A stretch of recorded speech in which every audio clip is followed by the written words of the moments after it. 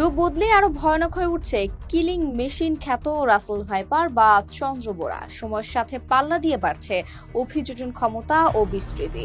মানুষ দেখলেই রাগে ফোঁস ফোঁস করতে করতে বসিয়ে দিচ্ছে মরণ কামড়। আগে যেখানে 8 থেকে 10টি জেলায় দেখা মিলত, সেই সংখ্যা বেড়ে এখন দাঁড়িয়েছে অন্তত 25টিতে।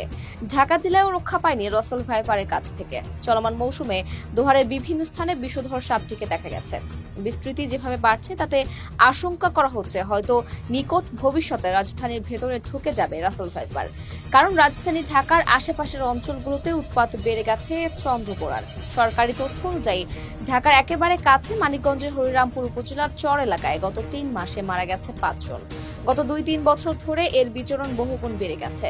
আবার সাপটি এর স্বাভাবিক চরিত্র বদলাচ্ছে। বিরূপ পরিবেশেও প্রতিনিয়ত মানিয়ে নিচ্ছে নিজেকে। রাসেল ভাইপার অনেক এলাকায় উলুবোরা নামে পরিচিত। ভূমিতে বসবাসকারী পৃথিবীর বিষধর সাপগুলোর মধ্যে